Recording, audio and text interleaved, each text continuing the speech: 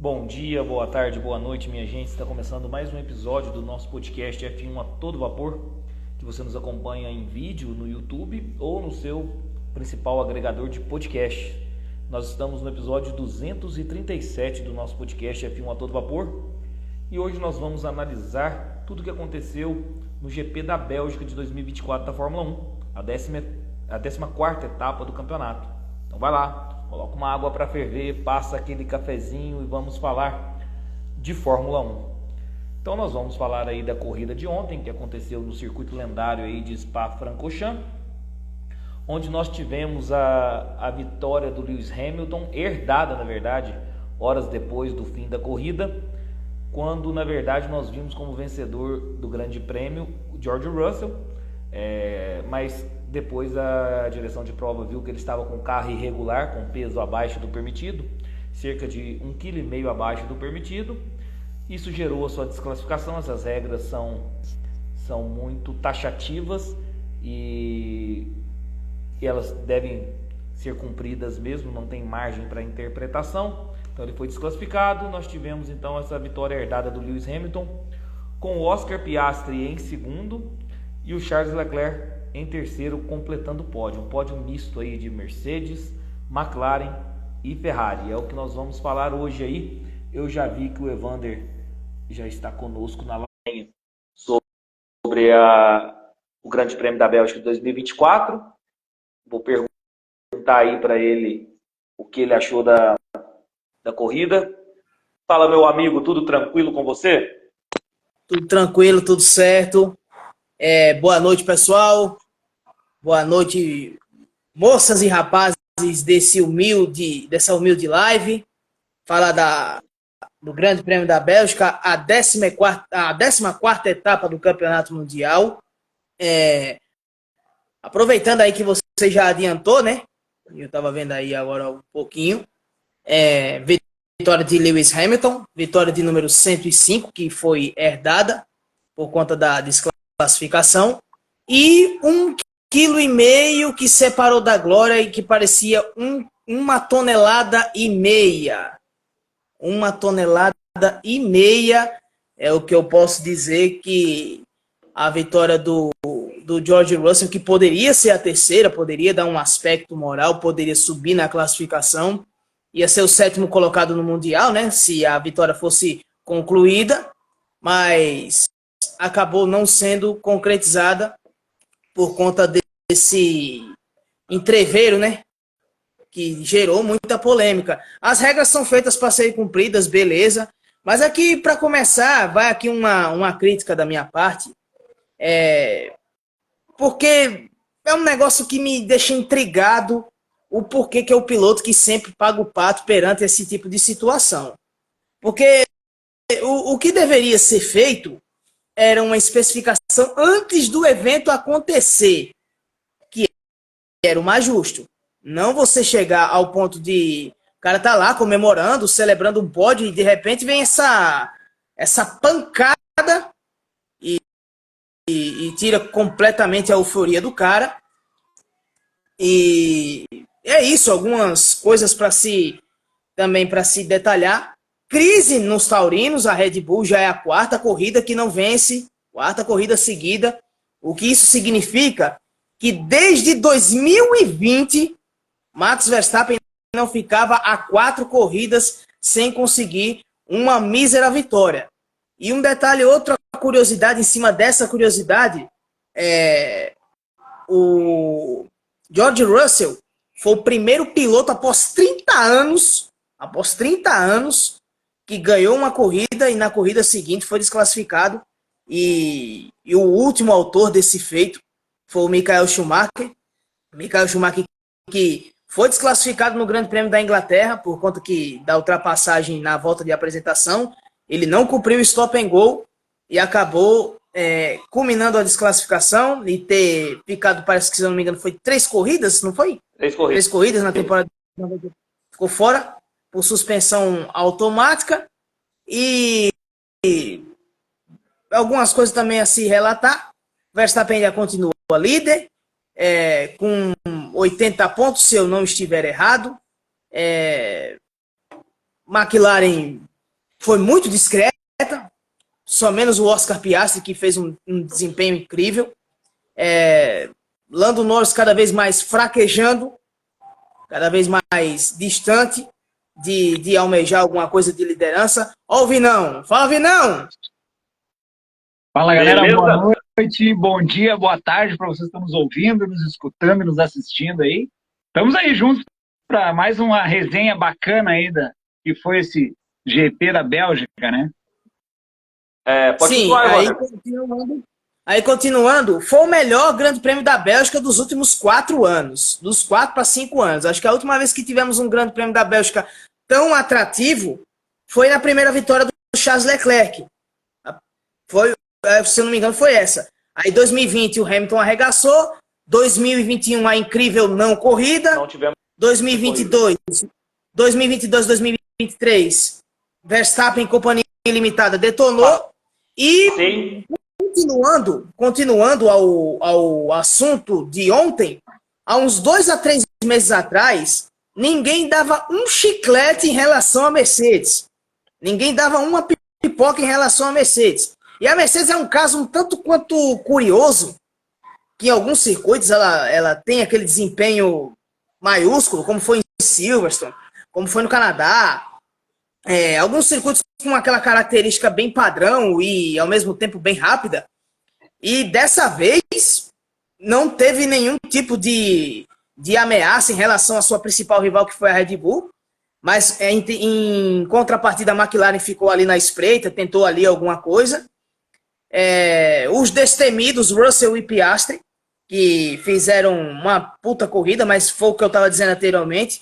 1,5 kg que se converteu em 1 tonelada, né?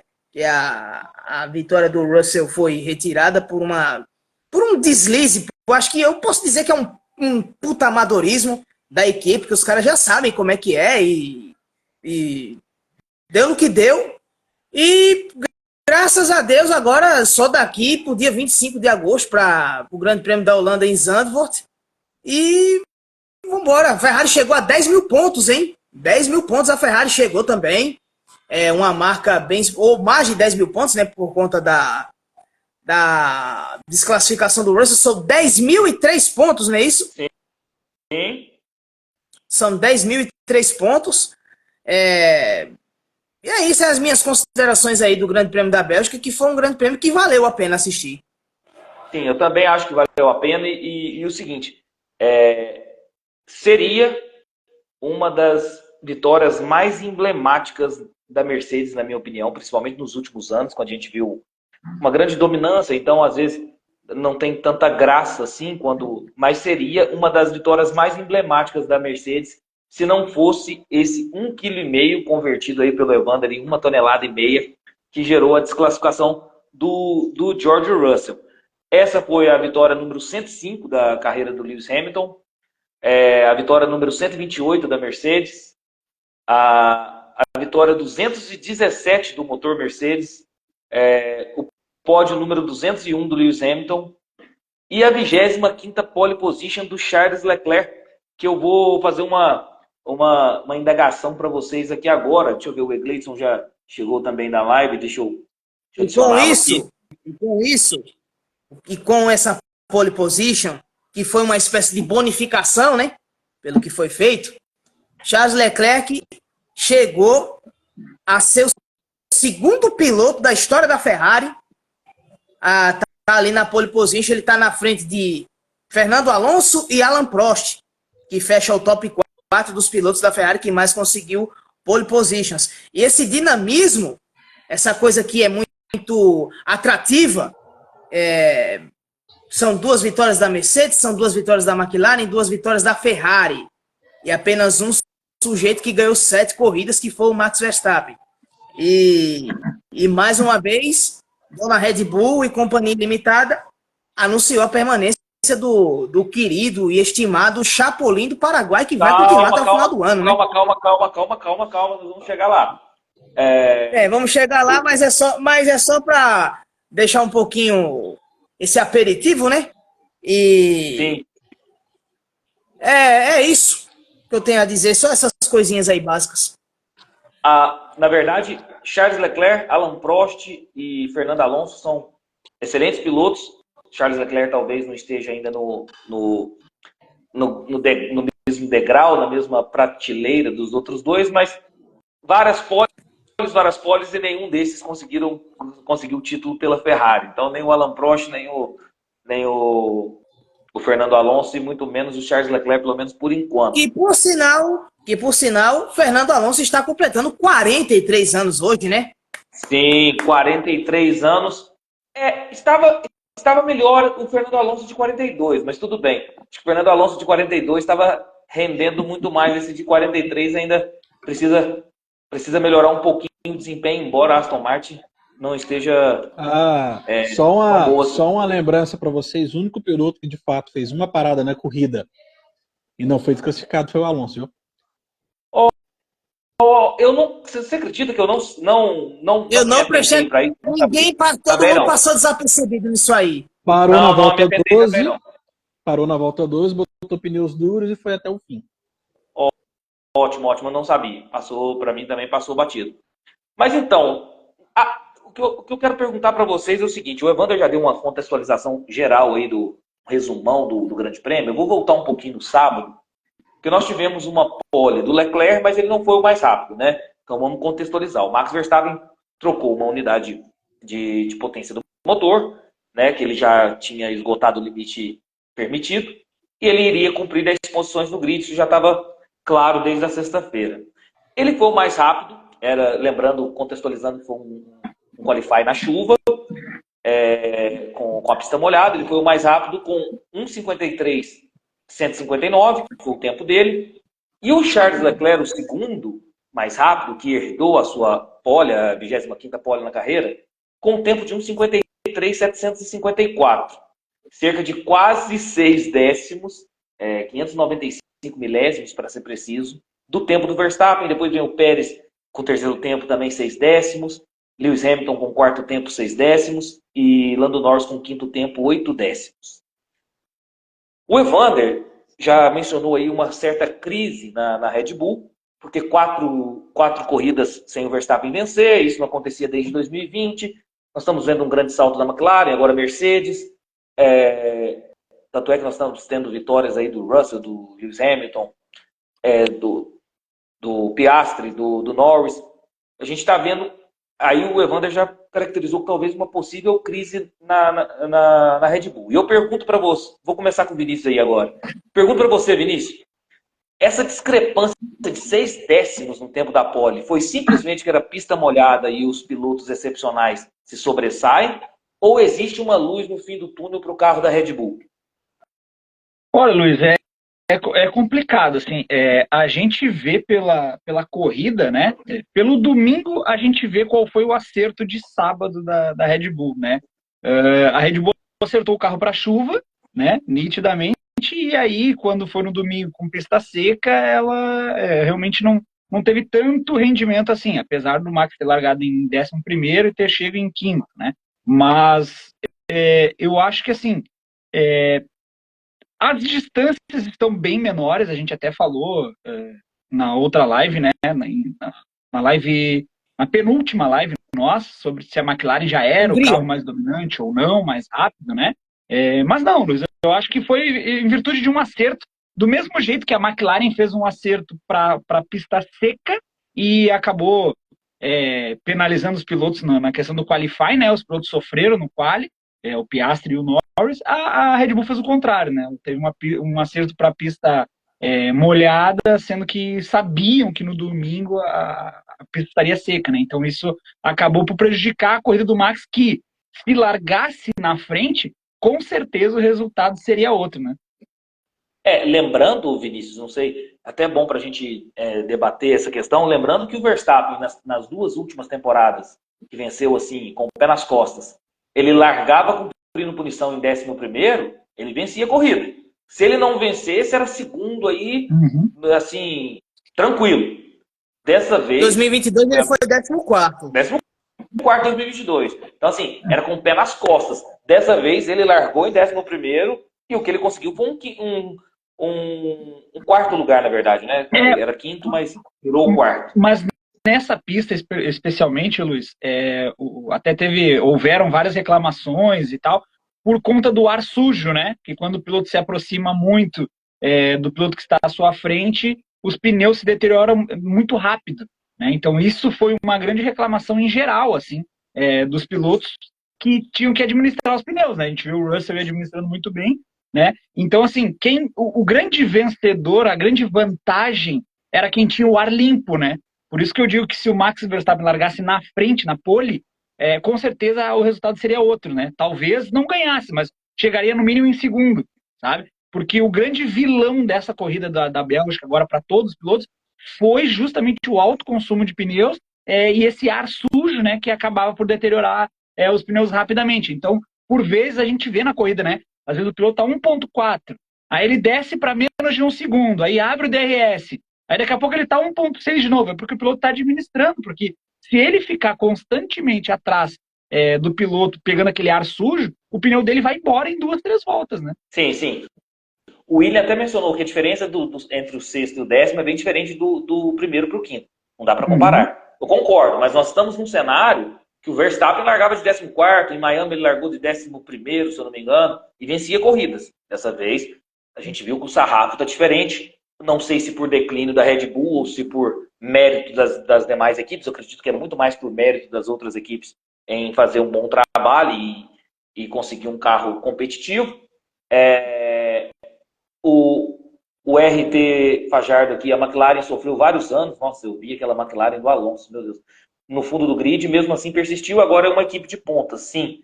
A Mercedes também, como o Evander falou, a gente, se fosse para apostar, ninguém apostaria na Mercedes para essa temporada e parece que está desenvolvendo um carro melhor. E justamente na hora que o Lewis Hamilton está indo embora para a Ferrari. Não sei se foi uma boa escolha isso. O De Souza, segundo o próprio Max, não existe si na Fórmula 1. Olha o F1 Angola aí, ó. Boa noite de Angola, audiência internacional pra gente. O Tonhão, tô vendo vocês na escola. Eu exijo que falem da mediocridade e incompetência do Norris. Sim, principalmente na largada, nós vamos falar disso aí, Tonhão. Se o Verstappen larga na pole e não termina a corrida, ia bater numa Mercedes numa McLaren. Também acho que não, mas o Divaldo Alves, na minha humilde opinião, o Piastri está mostrando mais maturidade para disputar o campeonato do que o Norris. Não porque o Norris não conseguiu passar o Verstappen ontem. Lembrando, gente, que a briga pelo campeonato, a princípio, é de Norris e Verstappen. Então, os dois fizeram um duelo particular ali e pouco importa quem estava para frente, nós vamos estar comentando isso. Então, só para terminar a classificação, teve o Diogo Anil também, que atrapalhou com a volta rápida do Max Verstappen, vai cumprir 3 posições no grid no próximo GP, após as férias de verão da Fórmula 1, que vai ser o GP dos Países Baixos, o GP da Holanda, como queiram, Zandvoort. E para passar o resultado da corrida aqui rapidinho. George Russell desclassificado, seria uma vitória épica da Mercedes, com uma estratégia diferente, e eu tenho uma teoria para essa estratégia, depois eu vou falar para vocês.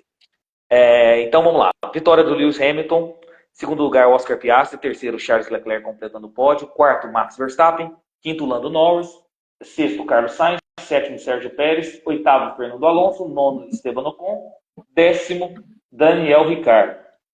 O Egleison, suas considerações sobre a corrida e sua nota para essa corrida aí, o GP da Bélgica. A corrida foi muito boa. A corrida vou dar nota 7, foi uma corrida meio movimentada, até faltando 5 voltas. É difícil prever quem iria vencer a corrida, né? Então, em algum momento, achei que o Piastri iria vencer, mas aquela parada, aquele erro que ele cometeu na segunda parada, acho que tirou as possibilidades de vitória. Foram 2 segundos que ele perdeu ali. Então, se apontar que ele chegou a menos de 1 segundo do Hamilton. Nota 7, a corrida foi muito boa. Qualquer outra questão? Esqueci, perdão? Não, eram as considerações e a nota mesmo. Eu vou emendar então uma outra pergunta para você, já que você discursou um pouco aí na nossa live por enquanto. Nós pegaram a largada ali, acho que foi até uma largada até boa do Leclerc, mas o Leclerc, certamente a Ferrari não conseguiu segurar a Mercedes e o Hamilton logo ultrapassou ele, mas queria mencionar 2 largadas que foram muito ruins. Foram a do Norris, perdeu muitas posições, e do Pérez também, que vinha largando ali numa posição privilegiada e também teve um declínio aí durante a corrida. E aí, o que eu li muito sobre nas redes sociais hoje? O pessoal todo mundo criticando muito o Norris, falando que se o Norris continuar com esse tipo de largada, assim, se ele não melhorar esse fundamento, ele vai perder muita corrida e talvez nunca vai ser campeão mundial por conta disso. Porque tem um bom carro, pode ter um bom desempenho de corrida.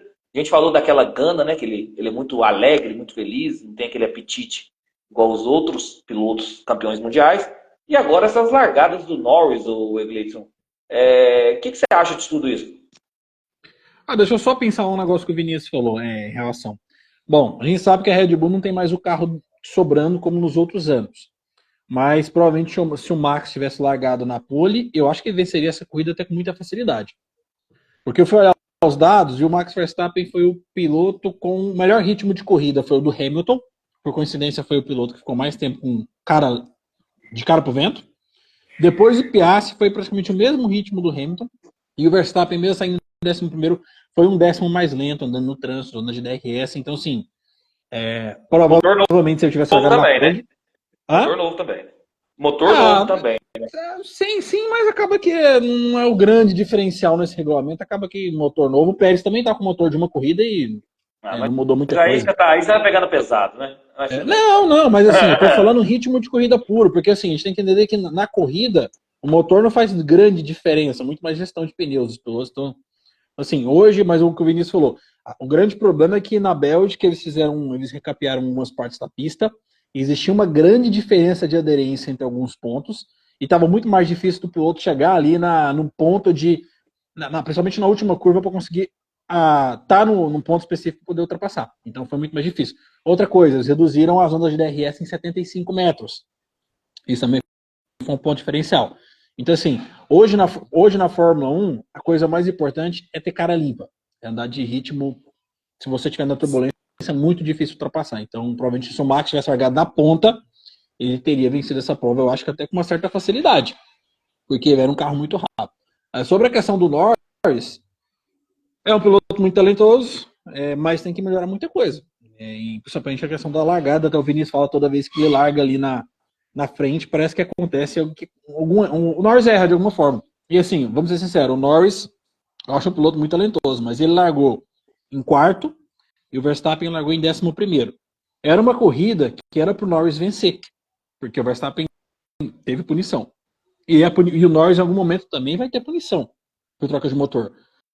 Na terceira volta, o Norris era o 7º e o Max Verstappen era o 8º. Então todo aquele trabalho que o Norris poderia ter feito, acabou. Ele largou mal e depois ele errou na Combs. Ali foi tentar passar o Sainz, depois errou. Então foram 2 erros. Então, assim, é algo que ele precisa melhorar, apesar de ser um piloto talentoso.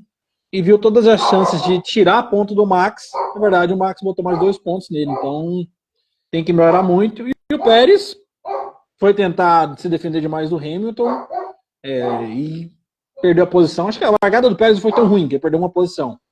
Mas o Norris tem que evoluir muito nisso. Acho que é muito jovem ainda. A gente não pode crucificar um piloto dessa idade, mas tem que melhorar. Então o piloto a cada ano tem que estar melhor no quesito. Eu lembro que o Max Verstappen largava muito mal até 2019 e 2020. Hoje, talvez, ele, o Hamilton, sejam os melhores largadores do grid, ele junto do Alonso. Então, o Norris tem que pensar em evoluir essa questão. Porque, aquilo que a gente falou, né? A McLaren não acredita que o Norris vai ter força para lutar contra o Verstappen. Nós falamos isso na live passada. E o Tonhão colocou aqui, assim como tem uma chavinha que vira na cabeça do Max para disputar com o Hamilton, Norris tem alguma que vira quando o assunto é o Max. O William até mencionou que Norris precisa, eu até concordo com o William, Norris precisa tomar cuidado para não terminar igual o Daniel Ricciardo, concordam? Ficar aquele piloto só gente boa, risadinha. Ainda é cedo para falar nisso aí, no meu ver, ainda é cedo. Mas vamos...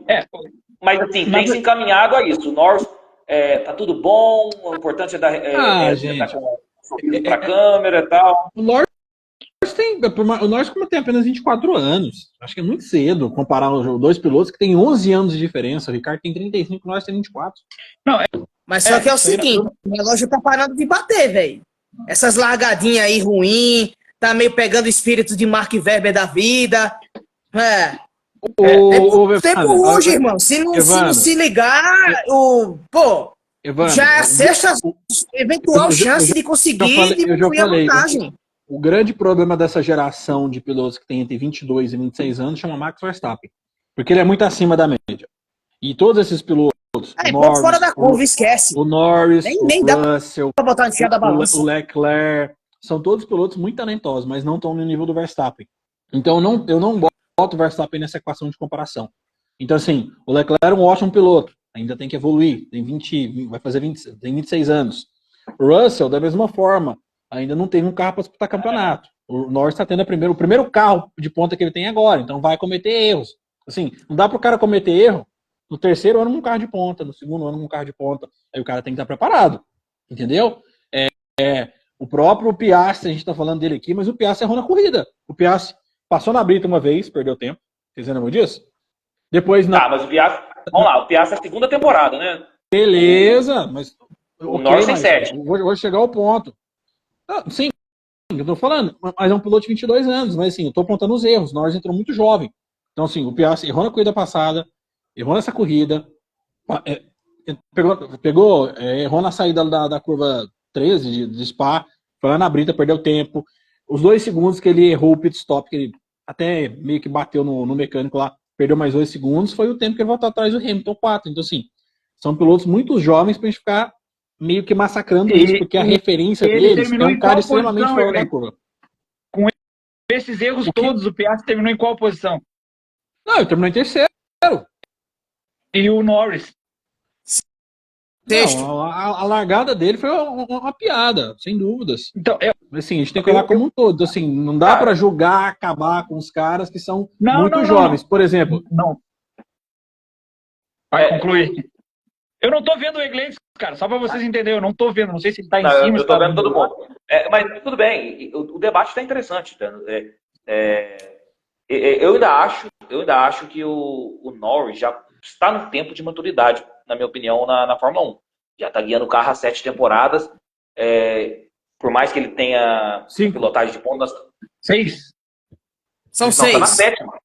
São 6 temporadas, tá na 7ª, não é isso? Não, 6 temporadas. 6 temporadas. São 6. Começou em 2019. Então, ele já está num período de maturidade, assim, para estar guiando um carro de Fórmula 1. Tanto é que o Piastri está na 2ª temporada. Gente, mas tem uma diferença de você começar num carro de ponta e você começar num carro ruim. É isso que a gente tem que comparar. O Piastri já pegou uma McLaren, que ano passado foi até ruim, mas já pegou um carro melhor. O Norris chegou na McLaren em 2019, que a McLaren tinha um carro que era horroroso. Então, é diferente essas coisas. Tá. Mas aí é que tá. Essa questão do Norris, tá? Eu concordo com o Iglesias quando ele diz que a gente não pode comparar com o Ricardo, tá? Até pela questão da idade e tal, etc. Só um minutinho, Vinícius. O que o nosso ouvinte aqui, está nos assistindo na live também, deu a entender, eu acho que é uma questão de comparar com o Daniel Ricciardo nessa questão de ser bonzinho, de cara boa para a câmera e não levar nada, tá me entendendo? Sim. Acho que não foi na questão de pilotagem e tal. Não, isso sim. O que eu concordo com o Iglesias, assim, não dá pra gente queimar e já dizer que o Norris não vai ser campeão e tal, etc. Eu acho que esse ano agora, de 2024, que ele tá andando na frente, que ele tá tendo a oportunidade de ter o carro, alguns acham que já é o carro mais rápido do grid, né? Outros ainda acham que não, né? Mas se não é o carro mais rápido, é o segundo carro mais rápido, né? Esse ano que ele está tendo essa experiência, eu acho que esse é o ano da maturidade. Esse é o ano que ele tem que despertar, né? Para 2025, a McLaren seguindo nessa evolução, o Norris estar pronto para ser campeão. Porque de nada adianta ter o melhor carro se não tem o piloto preparado para isso. Exatamente. A gente vê o nítido exemplo, tira o que nem o Iglesias diz muito bem, né? Tira o Verstappen da equação. Hoje, o melhor piloto, o mais rápido do grid, chama-se Charles Leclerc. Só que não tem o melhor carro. E quando ele tem, nas condições que são favoráveis à Ferrari, ele vai lá e faz a pole. E nesse GP agora da Bélgica, quem tinha que ter feito a pole e quem tinha que ter terminado no mínimo em terceiro lugar era justamente o Lando Norris. Porque na ausência do principal rival, que hoje é o Max Verstappen, ele é o cara que tinha que estar lá. E ele não estava. E tem uma coisa que a gente precisa deixar muito claro para a galera separar a torcida do que a análise.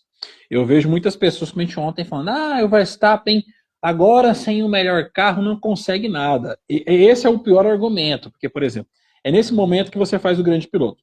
O Verstappen, o que o grande piloto faz? Você deu um carro, o melhor carro para um cara como o Verstappen, como o Hamilton, eles vão vencer todas as corridas que você entregar o melhor carro para eles. Então o Verstappen teve o melhor carro durante 8 provas. Ele venceu 7. Ele teve um aproveitamento muito absurdo. Podemos dizer que a McLaren hoje é o carro mais rápido desde o Canadá? Acho que a galera concorda que desde o Canadá já é o carro mais rápido? Já é. Quantas Então são 6 provas de lá para cá, né? Tudo bem. Quantas Digo mais. A batalha do Verstappen é com quem, Gleison?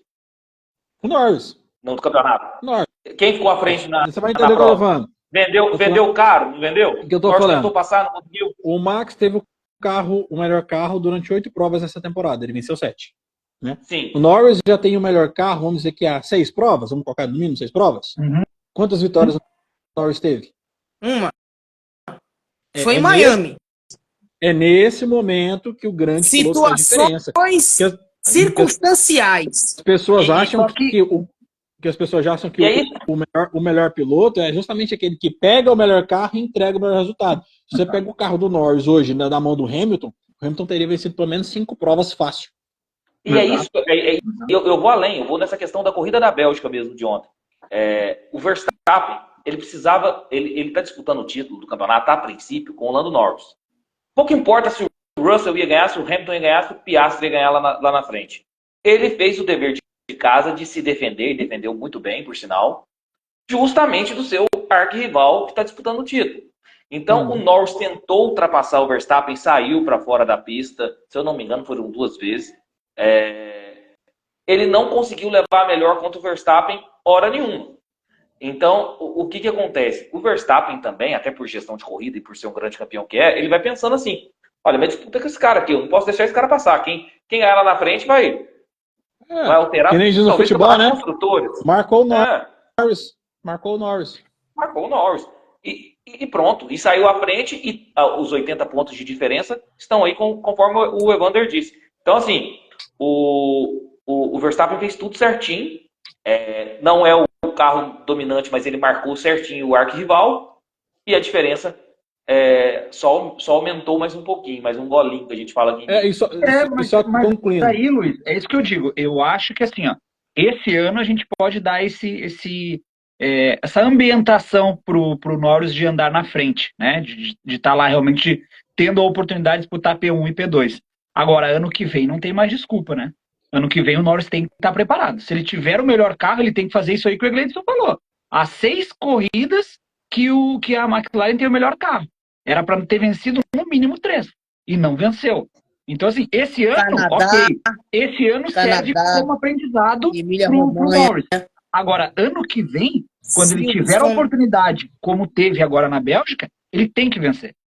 Correndo o risco de ser ultrapassado pelo Piastri, que, como o Gleison fala muito bem, que precisa evoluir, erra muito, erra porque é jovem, mas mesmo assim entrega resultado, né? E vem entregando resultados melhores do que o Norris. Haja visto na última prova, antes da Bélgica, né? Na Hungria, que a equipe pediu para o Norris ceder a posição para o Piastri, né? Que o Piastri, de fato... E tem uma coisa, viu? Nas últimas 6 provas, 6 ou 7 provas, eu estava olhando aqui, agora está anotado.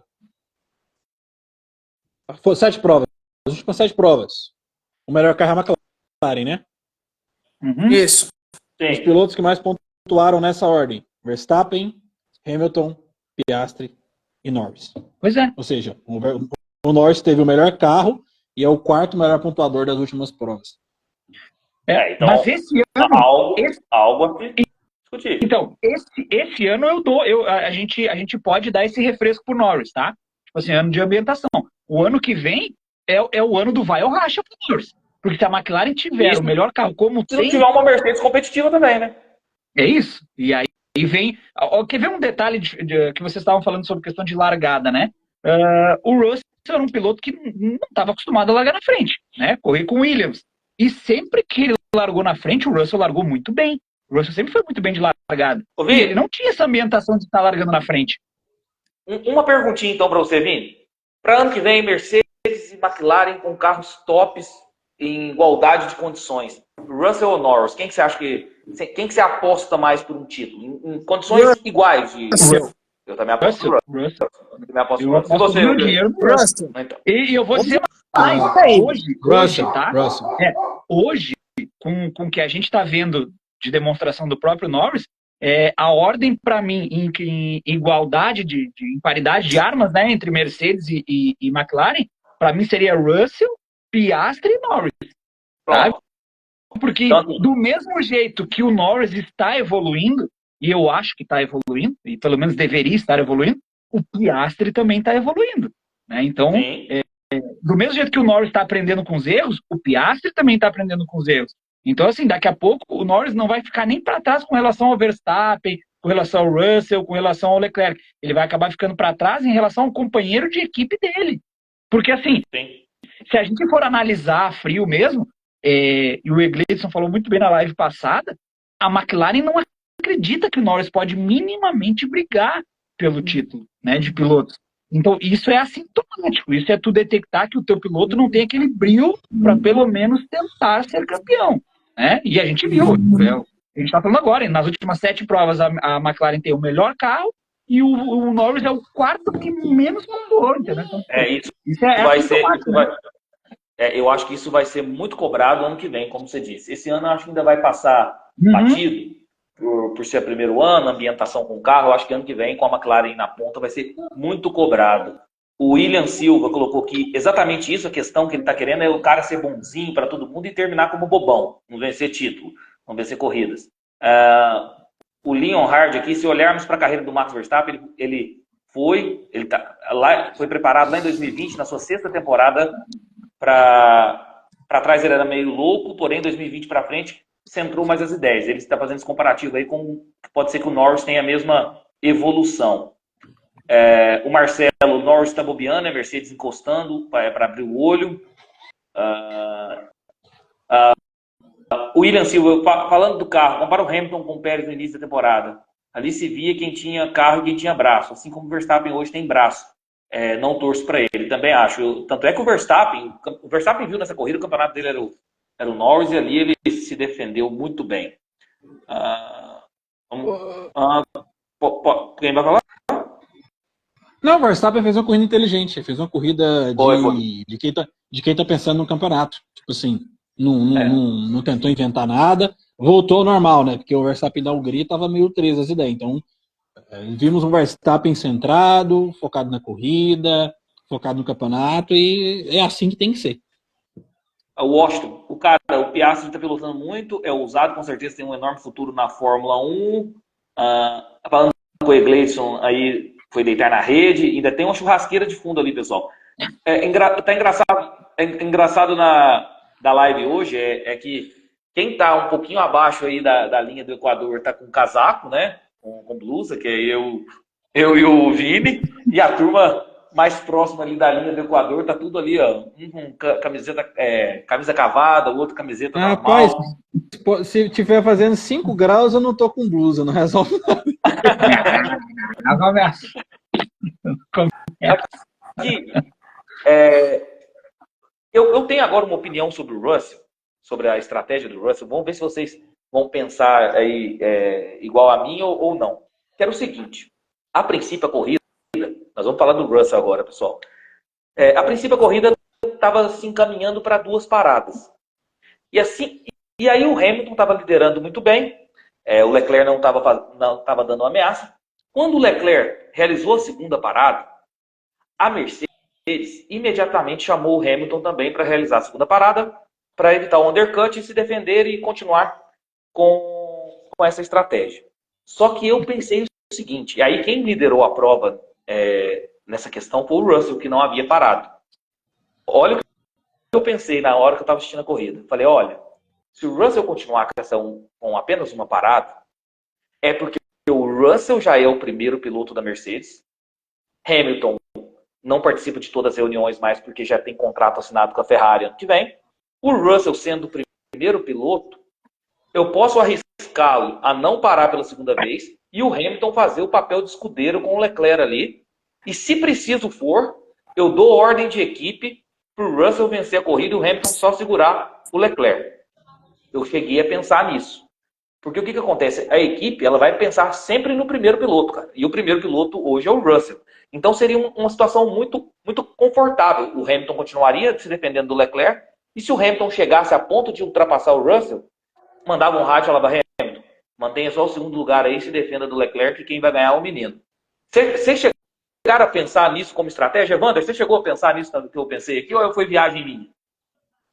Eu pensei nisso e a câmera tava toda hora focalizando no Toto Wolff, ele com aquele dedinho ali naquele botão. Eu falei, esse bicho vai fazer uma tramóia. Esse cara vai cometer um crime e eu só ficando só ali, né? Olhando. Aí, quanto mais volta tava indo, mais a corrida ia se desenrolando. Aí, quando o Piastri começou a chegar, ele segurou a onda, manteve a estribeira e deixou os caras levarem o carro para casa.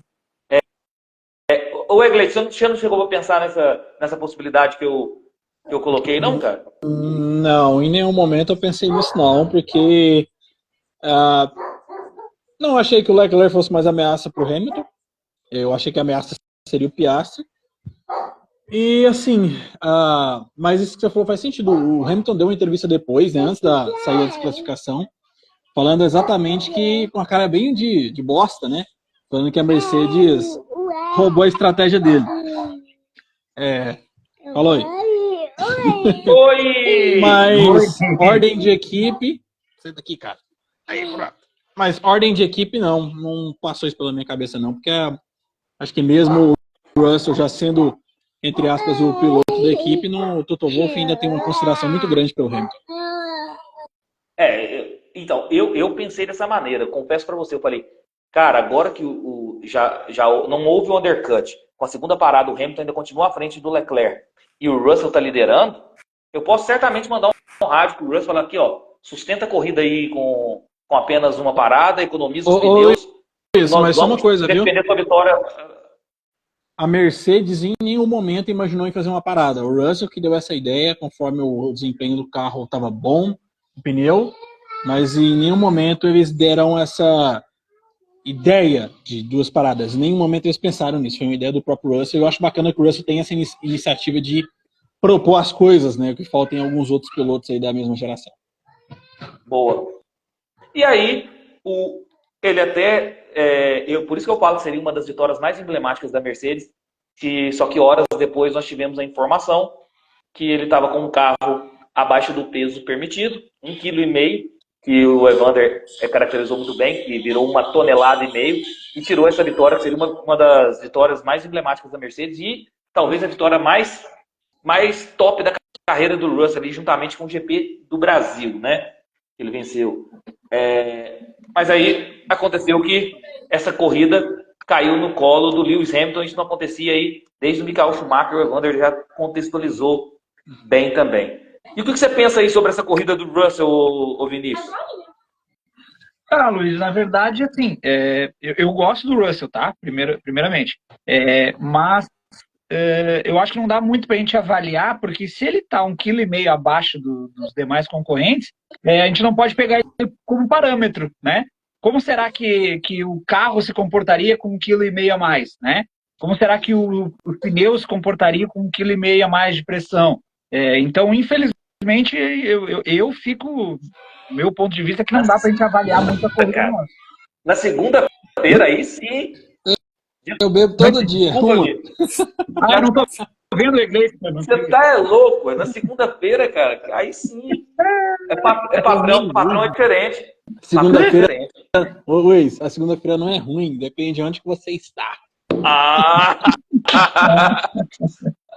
O Robert Douglas Oliveira colocou aqui mais 2 voltas e o Piastri passaria os dois. Esse negócio de mais 2 voltas, a gente está comentando isso em toda live. Esse é o si da Fórmula 1, né?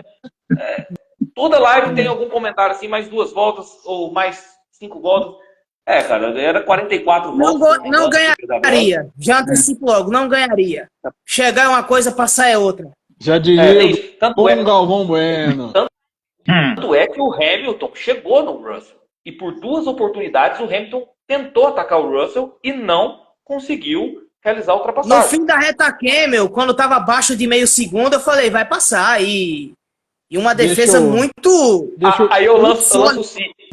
Se o DRS tivesse 75 metros a mais, o Hamilton teria passado o Russell. Aí a gente começa a especular vários sios, né? Ô, Luiz, por isso que eu digo assim, ó, aí, o Russell, tudo bem, não sabia que estava mais leve, mas a equipe sabia, né? A equipe sabia, desde o momento que os dados de Sabia. telemetria são ligados, a equipe sabia que o carro estava mais leve. Então, fazendo uma parada, 3 paradas, 5 paradas, não ia influenciar em nada, porque a equipe sabia que estava irregular. Então, assim, o que não é que me espanta, porque eu não fiquei espantado. Vindo da Mercedes, a gente está acostumado a ver essas coisas, né? De tentativa de trapaça, de troca de informações sigilosas. A Mercedes sempre tentando dar aquele jeitinho, sabe? E aí a gente vê na internet canais, por isso que eu digo assim, ó, sem falsa modéstia, como o Egleito gosta de falar, né? Sem falsa modéstia. A gente aqui faz a análise. A gente não tem torcida, não tem não sei o quê. A gente faz a análise pura e simples. Aí eu estava acompanhando agora há pouco live de canais reconhecidíssimos aí. Os caras querendo colocar a Mercedes como primeira força. Meus amigos, aí é uma forçação de barra, é uma torcida. Faz que nem eu tô aqui, ó. Eu tô com boné, só me falta o boletom da Mercedes, assim, ó, eu sou torcedor e eu quero que a Mercedes seja a primeira força. Agora, quem é criador de conteúdo, quem é influenciador, vir com esse tipo de pauta, que a Mercedes é a número um, não é, a gente sabe que não é. Quem analisa mesmo, fora a torcida, sabe que não é a Mercedes, né? Então, assim, Sim. essa tentativa de jogo sujo da Mercedes é que me deixa com o pé atrás, assim, tipo, até quando realmente tudo que a Mercedes tem é legal, tá dentro das 4 linhas, Você, sabe? Porque você, você me instigou numa questão muito interessante que eu acho que quem vai saber solucionar vai ser o Egleidson aí, que é um criador de conteúdo 24 horas sobre Fórmula 1, que é o seguinte. Eu sei que no Qualify, na classificação, eu sei que pegam, assim como o exame antidoping no futebol, pegam um carro aleatoriamente lá, colocam para pesar, para verificar se está dentro do regulamento.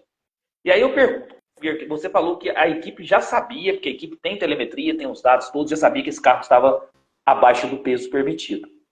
E aí, assim, na classificação eu já tenho várias imagens sobre isso, mas na corrida eu não me vem à memória agora. Como que funciona na corrida, Egleidson? É um carro aleatoriamente também? Pesam-se todos?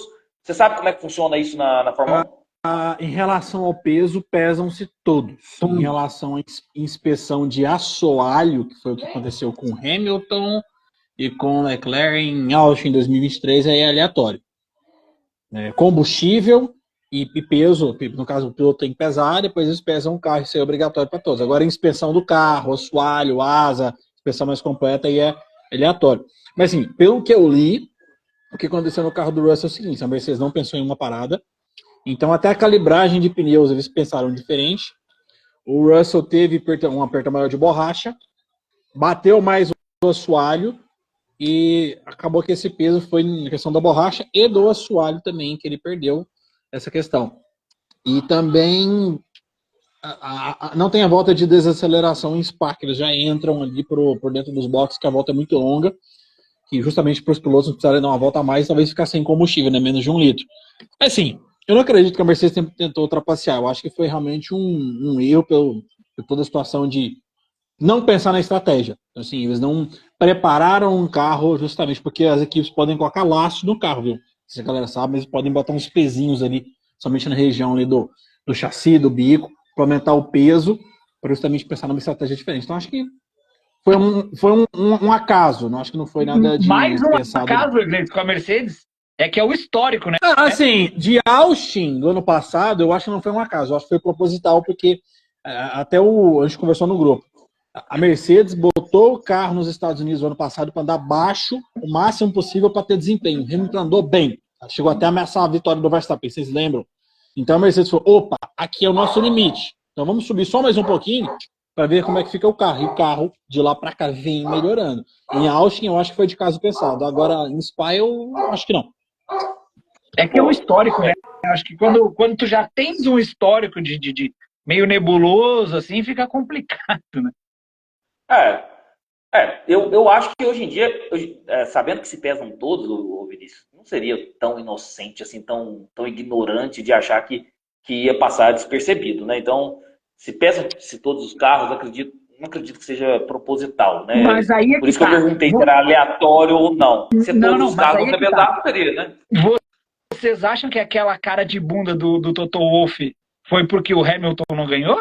Não, o Toto Wolff já sabia que o carro não estava dentro dos parâmetros. Por isso, olha, meus amigos, é só a gente pensar. Então a Mercedes, vocês vão me ajudar aí. Quando foi a última dobradinha da Mercedes? Faz no Brasil mínimo 2022. 2022, né? 2 anos. Então, quer dizer, depois de 2 anos, a equipe faz uma 1 dobradinha ano e e a cara. 7 meses, para ser exato. 1 ano e Então, 7 meses por aí. 1 ano e 7 meses aí, ó, muito bem. Então, depois de 1 ano e 7 meses, a equipe vai lá e faz uma dobradinha, sabe? Colocando as equipes que estavam superiores atrás dela, e a cara do chefe de equipe parece que os pilotos dele chegaram em 19º e 20º, alguma coisa tem, né? Então, é isso que eu digo. São indícios que mostram que, poxa vida, se o Toto Wolff estivesse comemorando e depois ele tivesse esbravejado por tudo quanto é canto, tipo assim, como se fosse reclamar do VAR, né? Como aqui fazendo uma analogia pro futebol, Tudo bem, Vinícius, mas eu não consigo entender seu argumento, porque a que custo isso? O cara foi desclassificado e tomou 0 pontuação. Eu fazendo isso de caso pensado, a que custo isso? Se tem o rigor de ser pesado todos os carros, porque os 25 pontos da vitória do Russell virou 0. Então, assim, é isso que eu estou tentando entender do seu argumento, que a que custo que vale a pena você tentar manipular. Esse é o ponto, por isso que é bom a gente dialogar sobre isso. Porque do mesmo jeito que lá em Austin o carro estava mais baixo, era para medir o quê? Na verdade, a discussão é o que a Mercedes queria com essa tentativa de carro mais baixo. O que a Mercedes queria com essa tentativa de carro mais leve. Daqui a pouco, Luiz, ela pode pegar, diminuir um componente, diminuir uma entrada de ar, entendeu? Então, na verdade, não é o mas peso. Pagou o preço por isso. Pagou o preço de 0 pontos. Então, é isso. Até porque a gente sabe, que é uma Fórmula 1 que tem Flávio Briatore, por exemplo. Então, por exemplo, essas pessoas fazem de tudo para vencer. Se é um artifício na qual eu estou testando algo para depois sair à frente de todas as outras equipes, a Fórmula 1 não tem bonzinho, o Egleison mesmo disse. Então nós temos Flávio Briatore, Toto Wolff, e eu tenho certeza que nenhuma dessas equipes aí vão medir esforços de tentar achar uma brecha para que ele futuramente saia ganhando tudo. Pode ser, não sei. Mas aí eles pagam o preço por isso, pagaram o preço com 0 pontos. Porque assim, ó, se a gente vai olhar, por exemplo, o Mundial de Construtores, a Mercedes vai ser o quarto. Ela já é o quarto colocado e ninguém tira dela esse quarto lugar. Porque atrás dela depois vem a Aston Martin, a Mercedes tem 266 pontos, e depois dela em quinto lugar vem a Aston Martin com 76. Ou seja, acabou. A Mercedes é o quarto lugar, né? Então, assim, essa é a discussão. Isso que é o vale da discussão. O que a Mercedes quer com isso? Vocês vão se lembrar que há mais ou menos umas 6 corridas atrás, a própria Red Bull estava desconfiada com a asa dianteira da Mercedes, que nas curvas, né, nas freadas ali, a asa levantava um pouco a mais do que o permitido. Já não se falou mais nisso. Né? Então, assim, o que eu estava dizendo para o Iglesias. O histórico da Mercedes acaba comprometendo ela, né? De tentar fazer coisas subjetivas que, ora, não estão dentro do campeonato, do regulamento, ora pode ter um outro entendimento, sabe? Então, tipo assim, o que a Mercedes queria com isso? Essa é a questão. Então, tipo assim, o campeonato mundial de construtores já está em quarto, já acabou o ano para a Mercedes, né? O que ela pode conseguir agora são vitórias individuais dos seus pilotos. Mas o mundial está ali, tá em quarto, acabou. Então, assim, o que ela está testando? Não briga pelo P3? Briga, não. O que ele quis dizer é que o quarto está garantido, Evandro, entendeu? P3, P2 é consequência. O 4 já está garantido, que a Aston Martin não consegue ultrapassar, isso é nítido. Entendi. Por exemplo... Entendi o argumento, mas assim, eu acho que isso é do jogo e sempre foi feito, de alguma forma ou de outra. Os caras pensam nisso. E eu acho completamente válido pagar o preço dentro do regulamento.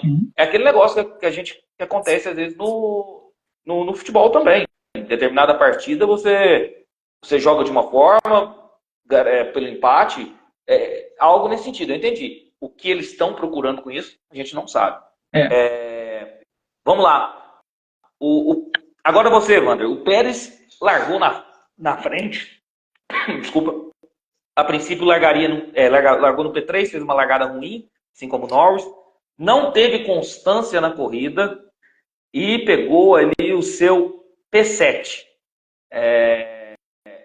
E aí, o Vinícius, eu já tinha falado na live anterior, quando foi falar do Pérez, que se o Pérez entregasse um bom resultado, ele poderia ter esse voto de confiança da equipe. Eu não acho que o sétimo seja um bom resultado em Spa-Francorchamps, e mesmo assim, a Red Bull garantiu que nas férias ele vai receber o salário aí de julho e agosto. E aí eu te pergunto, Evander, eles vão manter o Pérez então mesmo? É o patrocínio mesmo? É patrocínio e dentre outras coisitas a mais, né? Que o querido Chapolin sem astúcia aí tá firme e forte, né?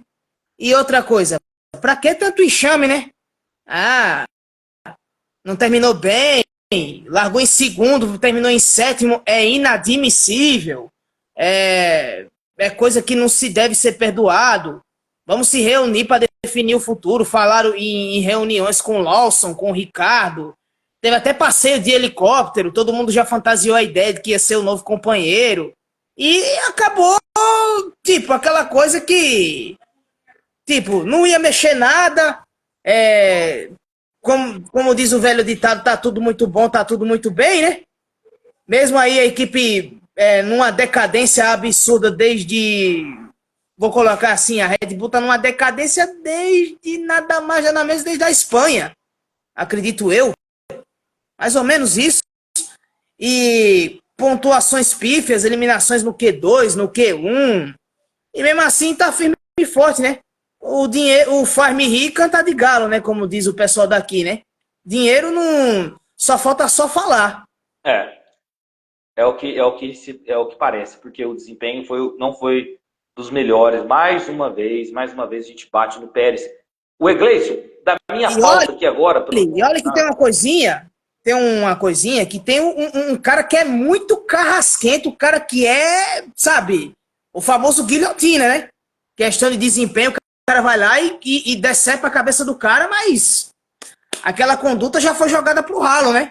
Tá tudo certo e o Pérez vai ficar aí até o final do ano, mais 10 etapas, né? Vale lembrar, né? E dependendo de desempenho, do que vai fazer, o que não vai fazer, vai estar aí como se não houvesse nada. O Roberto disse que o Pérez sabe algum segredo do Horner. O William falou que pior, o passeio de helicóptero alegrou a galera. O pessoal batendo aí bastante no Sérgio Pérez. O Egleison, você vai finalizar os meus tópicos aqui, e depois de muita espera, de muita especulação, nós colocamos ele aí com nossas opiniões em várias equipes. Sainz foi anunciado por vários anos, por múltiplos anos, a gente não sabe quanto, pelo menos pela notícia que eu vi, ainda não tem especificado. Agora virou moda esse negócio de múltiplos anos, né? Palhaçada. Virou moda, né? Palhaçada. Eu sei que tá lá na notícia múltiplos anos, eu não sei quantos que são esses. Por que tanto segredo? Né? Eu quero saber, por que tanto segredo? E aí nós tivemos o anúncio do Sainz na Williams. Gleison, o que esperar do Sainz na Williams? E outra coisa, essa opção do Sainz foi aquela opção do refúgio, porque as outras não quiseram, ou ele quis acreditar no projeto mesmo? Você está mutado, Gleison? Você está mutado, meu amigo. Eu acho que nenhuma coisa nem outra. Eu acho que ele quer ir para um lugar que não tem pressão. A Williams hoje não tem uma equipe, o piloto não tem pressão. Ele vai ter um companheiro de equipe que é muito bom, mas eu acho que está no nível dele. O Albon tem 28 anos, o Sainz tem 29, vai fazer 30 agora. A diferença entre eles são 2 anos. Então, assim, e o primeiro ele vai ter um cara muito... exatamente. Assim, ele vai ter um piloto do nível dele, que talvez vai andar parecido. A Williams vem numa crescente, né? Assim, a dupla que a Williams montou, vamos ser sinceros, a Williams está pensando grande, né? Por mais que a Williams ainda é uma equipe de fundo de pelotão, você ter o Albon e o Sainz, significa que a linha de pensamento do James Vowles é muito boa. É um cara que está pensando no futuro da Williams. Agora falando do Sainz, ele fez uma jogada, Luiz, tipo assim, eu vou para a Williams, que lá não vai ter cobrança, não vão me entregar um super carro, e a jogada dele é o seguinte, vou lá, vou andar bonitinho, vou ter um motorzinho Mercedes, vou tentar fazer uma boa temporada em 2025, E na cabeça do Sainz é fazer um jogo para 26. É tentar entregar o melhor resultado que ele pode 25, sem cobrança, sem pressão, e migrar uma mudança para 25 para alguma equipe que seja, não sei, Mercedes, uma Red Bull da vida. Acho que o jogo dele é um pouquinho mais para frente. Pode dar errado. É um risco, que você falou, porque pode muito bem lá ser companheiro do Albon e às vezes tomar um cacete do Albon no Williams. Aí como é que fica o filme dele? A impressão para outras equipes fica diferente, mas acho que ele foi para um lugar que ele não tem cobrança, para que caso chegar um carro melhor, alguém fala, olha, Sainz, tem esse carro aqui, ó, não queremos mais o Pérez. E aí, você quer? Aí ele consegue sair livremente da Williams. Acho que a jogada dele é exatamente essa. É bom argumento, mas assim, o William também instiga a gente a pensar um pouquinho aqui.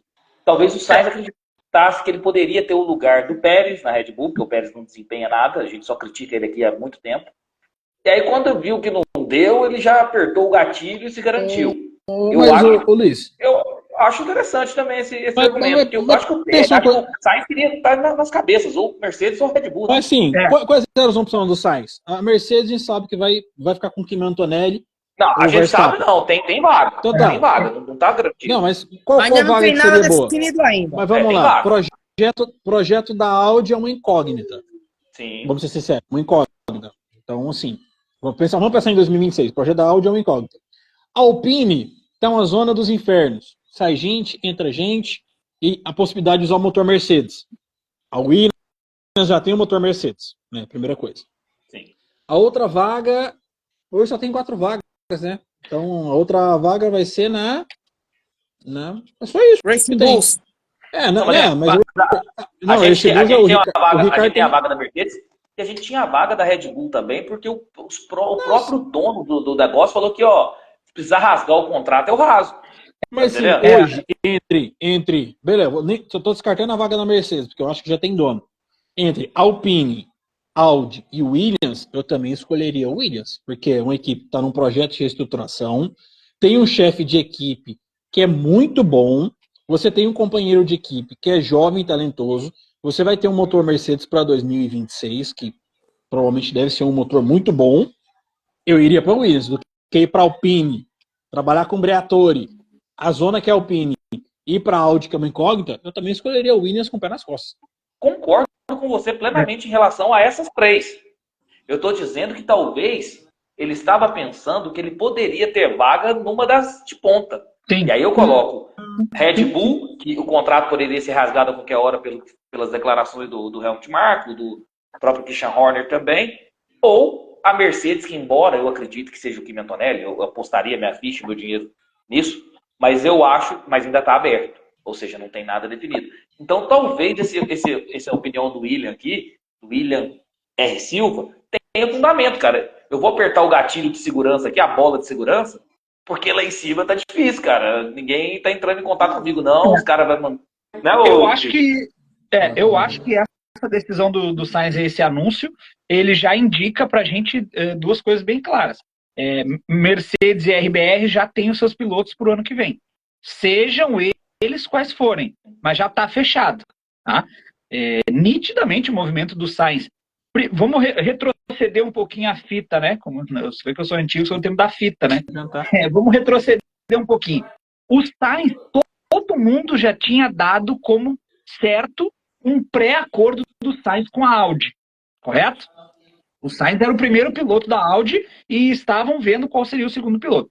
A Audi demonstrou para o Sainz primeiro, né? E depois para o mundo como um todo que vem para ser só mais uma equipe lá de meio para o final do pelotão, quando traz Hülkenberg. E isso o Sainz percebeu primeiro e pulou do barco da Audi. Ele disse, não, naufragar eu não vou naufragar, não vou fazer parte de um projeto fracassado. Então ele pulou do projeto Audi. Aí o que ele fez? Ele se colocou à disposição. Fez algumas corridas boas, porque eu acho ele um bom piloto, não acho ele nenhuma lenda do automobilismo, mas acho ele um bom piloto. E aí ele se colocou na vitrine para as equipes grandes. Ele viu uma brecha nas falhas do Pérez e na saída do Hamilton da Mercedes, ele viu uma brecha de estar em uma dessas 2 equipes. Com as boas performances que ele teve no início do ano e com essas 2 vagas em aberto, ele viu a possibilidade de estar em uma delas. Tipo assim, Em 2025 eu posso me garantir na Mercedes ou na Red Bull, em 2026 a gente vê. Eu me garanto aqui em 2025 e 2026 a gente conversa, né? Porque é um outro regulamento, é tudo novo.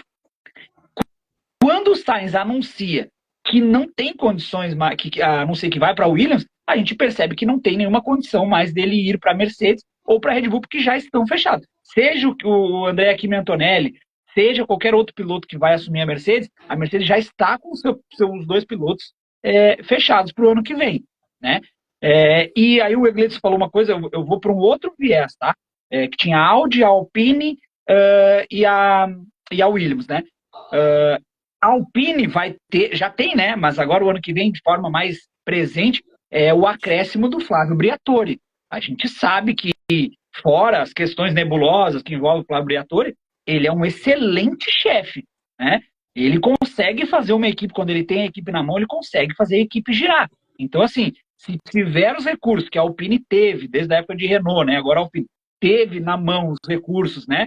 E a equipe investindo dinheiro, e agora com um chefe de equipe que sabe como funciona esse baile aí, a Alpine pode vir a disputar por coisas melhores do que está disputando agora. Então, assim, eu acho que nitidamente as portas se fecharam para o Sainz e ele foi para essa bola de segurança que foi a Williams, né?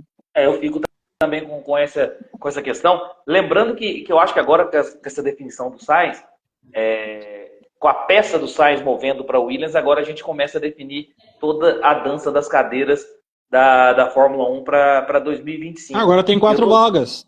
Audi, Alpine, Mercedes, vamos voltar aí. Audi, Alpine, Mercedes e a...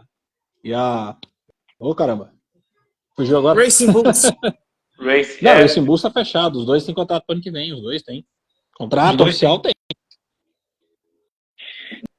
E aí, Luiz, só voltando um pouquinho sobre a questão do Pérez, assim, ó, o dia de hoje foi muito movimentado, tá? Porque as equipes têm até quarta-feira dessa semana para ter qualquer tipo Pérez de movimentação. mesmo, né? Ele gosta do Pérez aí. Não, informações, né? Assim, ó, as equipes têm Ele até não quarta-feira dessa existe. semana. Não, E aí, o que acontece? Até quarta-feira dessa semana para ter qualquer tipo de movimentação, tá? Seja teste, seja reuniões, depois de quarta-feira é férias para todo mundo, e eles não podem, de forma alguma, ter qualquer atividade laboral, né? No dia de hoje foi bem movimentado, com algumas reuniões. Duas possibilidades estavam na mesa, né? Mais um embate entre Marko e Horner. Helmut Marko queria já a substituição do Pérez na volta das férias pelo Liam Lawson, e do outro lado o Horner disse que aceitaria a substituição do Pérez somente se fosse o Ricardo assumir essa vaga. Então a gente percebe que, mais uma vez, Christian Horner venceu a queda de braço com o Helmut Marko, né? Porque o Horner disse, E o que eu aceito... também estava sendo incluído também. O Horner disse assim, aí vem o cara técnico com o dono. Eu tô falando isso, sabe por quê? Eu não sei se vocês acompanharam aí. Eu vou pedir desculpa para os fãs do automobilismo para pedir licença para falar um pouquinho de futebol.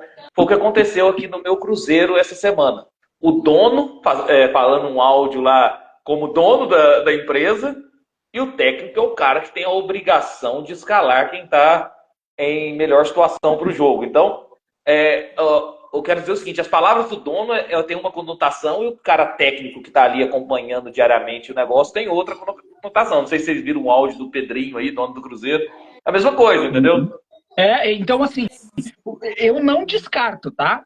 Foi anunciado que o Pérez continua, ok? Mas eu não descarto uma eventual substituição do Pérez ainda esse ano. Por quê? Porque o Mundial de Construtores ele está afunilando. A Red Bull tinha 51 pontos de diferença, agora caiu para 42.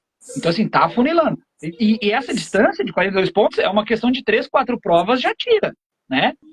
Então, se a Red Bull... Só basta uma dobradinha. Só basta uma dobradinha. Se a Red Bull se visualizar ameaçada pela McLaren, eles vão trocar o Pérez. Porque esse resultado, por exemplo, dele largar em P2 e chegar em P8, porque ele chegou em P8, né? Antes da desclassificação do Russell, ele chegou em P8, né? Então, assim, essa performance do Pérez desanimou muita gente.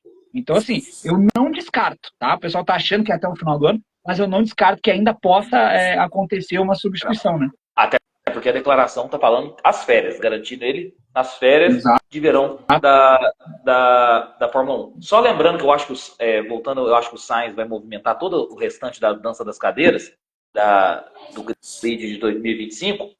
Nós estamos hoje no episódio 237 do podcast. E o Egleison, não sei se você lembra, uma das primeiras lives nossa foi a dança das cadeiras na Fórmula 1, o episódio número 7, cara. Tem tempo isso aí, nós já estamos no 237. Então, o episódio 7 do podcast é o nosso bate-papo sobre uma dança das cadeiras da Posso falar aqui uma coisinha em relação a esse acerto do Sainz e Williams, a nova junção? Pode, claro. Porque, vamos lá. Eu não acredito não que a gente ficou aqui projetando tanto, a gente falou tanto. Ah, vai para Red Bull. Ah, vai para Mercedes. Ah, vai pro raio que o parta. Ah, vai para casa do cacete. Aí não. Ele resolve lá assinar com a Williams e a gente fica aqui com a cara de tonto. Ele fica com a cara de pamonha, fica, pô, velho, o cara, eu não acredito não que esse enxame todinho para assinar com a Williams é muita brincadeira. É muita brincadeira. Mas é aquilo, né? Climazinho sossegado, sem pressão. Vai estar com um companheiro de equipe que é muito bom. O dinheiro o Faz-me rir vai cair, né? O Faz-me rir vai cair, né? Mas, cara, vai estar ali do lado de um piloto que é muito bom, que é o Alexander Albon. Sargento Logan, graças a Deus, vai-se embora. Vai para onde ele quiser, Deus te abençoe e acabou. Mas é a chance dele dar uma guinada na vida dele, né? Porque 4 anos de Ferrari, o cara venceu 3 corridas, conseguiu mais de 20 pódios e mesmo assim ainda não foi suficiente para agradar a galerinha aí dos pangarés rampantes.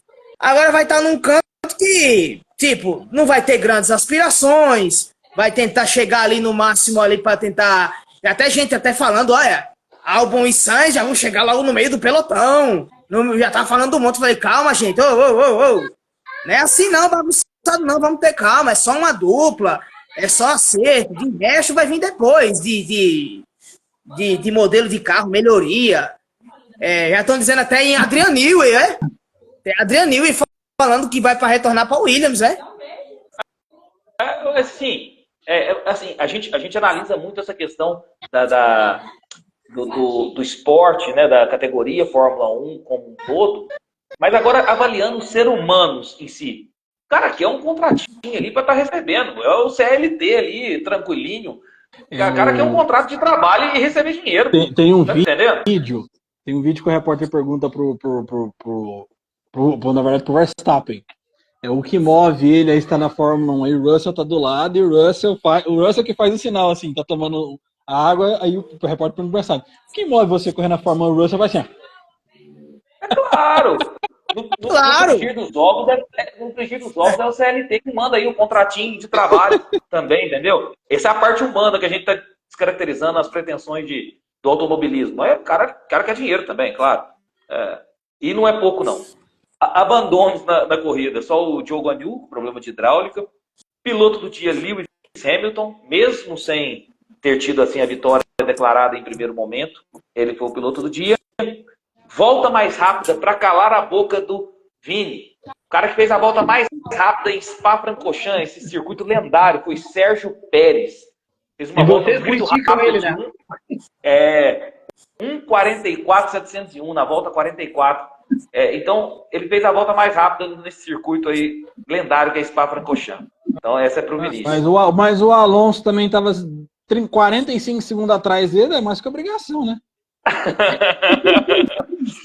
Classificação de pilotos. Max Verstappen, muito sagaz aí com a disputa com o Lando Norris, mas continua líder, 277 pontos. Lando Norris em segundo com 199 pontos, 80 pontos de diferença, né? É isso? 80? 78. 78. Charles Leclerc, terceiro, com 177 pontos. Mas eu acho que a Ferrari vem em declínio. Oscar Piastri já se aproxima do Leclerc aí com 167 pontos em quarto. O Carlos Sainz 162 pontos em quinto. O Lewis Hamilton já está com 150 pontos em sexto. Sétimo, Sérgio Pérez. O Sérgio Pérez em sétimo, meu Deus. Com 131 pontos. Oitavo, George Russell, 116 pontos. Nono, Fernando Alonso, 49 pontos. Em décimo, Lance Stroll, 24 pontos. A Red Bull agora tem ameaçado a sua primeira posição do Campeonato de Construtores. Está com 408 pontos. A McLaren vem babando aí com 366. Eu acho uma pequena diferença para se a gente for falar de campeonato de construtores, né? Eu acho que é uma diferença baixa. Nós temos ainda 10 etapas da temporada. Terceiro vem a Ferrari com 345. Quarta, Mercedes, 266. Quinto, Aston Martin, 73. Sexto, a RB Honda com 34 pontos. Sétimo, a Haas com 27. Oitavo, Alpine, 11 pontos. Nono, a Williams com 4 pontos. Férias de verão da Fórmula 1 para a gente inverno aqui no Brasil. Vai voltar daqui um mês no GP dos Países Baixos, GP da Holanda, casa do Max Verstappen, a torcida laranja toda fazendo aquela festa, e a Red Bull não está aí, a princípio, com o melhor carro. Já são 4 corridas sem vitória do Verstappen. Férias de verão da Fórmula 1, dança das cadeiras. Estamos terminando aí a nossa live. Evander, o que você espera dessas férias de verão da Fórmula 1 aí, na questão, não pode mexer no carro, na questão de dança das cadeiras? Vai ser definido tudo agora ou você acha que vão deixar para o final do ano? Vai deixar lá para as últimas, para algumas equipes. Acredito que a Mercedes vai ser a última equipe a anunciar o seu piloto, para causar para dar aquela incrementada, né? Para ser a cerejinha do bolo. Mas em relação a Sauber, Racing Bulls, que ninguém sabe se o Ricardo vai continuar ou não. A Alpine também tá. Nostro pica, mas não cai. Enfim, ninguém sabe quem vai ser o piloto que será o companheiro do Pierre Gasly.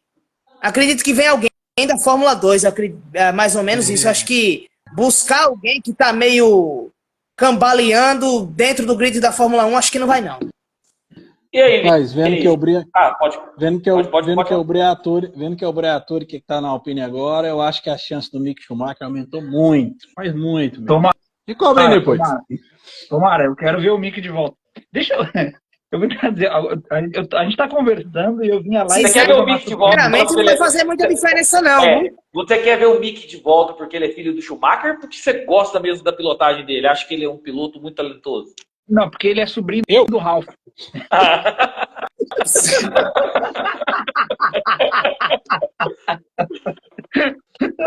Não vai começar com isso de novo, não, pelo amor de Deus. Mas deixa eu falar sério aqui uma coisa.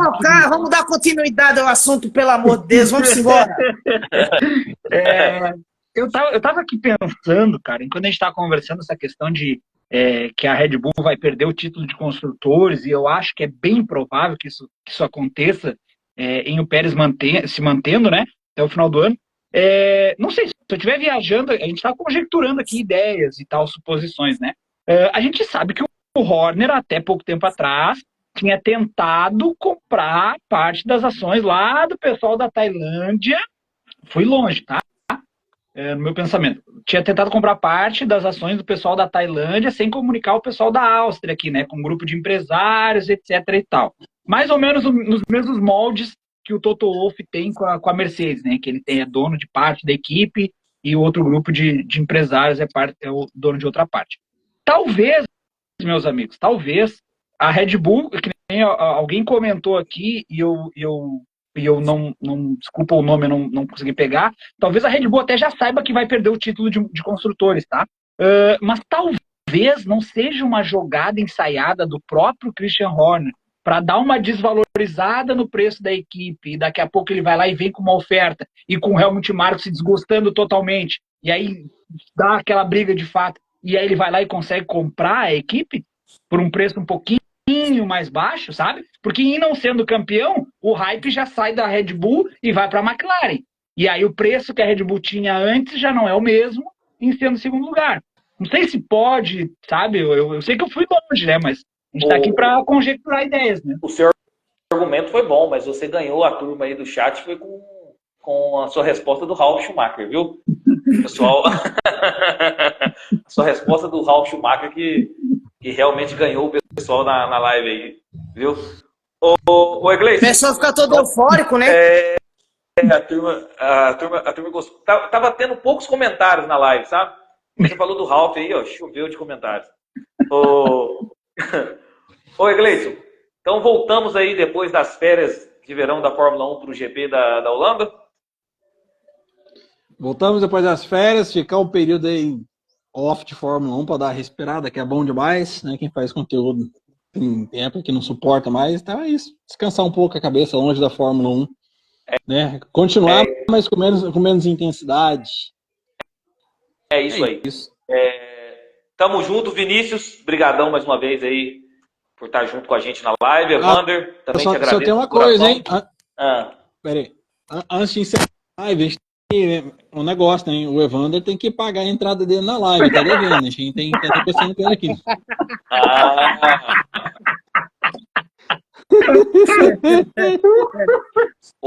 Essa aí, Mandar o essa aí Pix. o Cid vai ficar feliz com isso aí.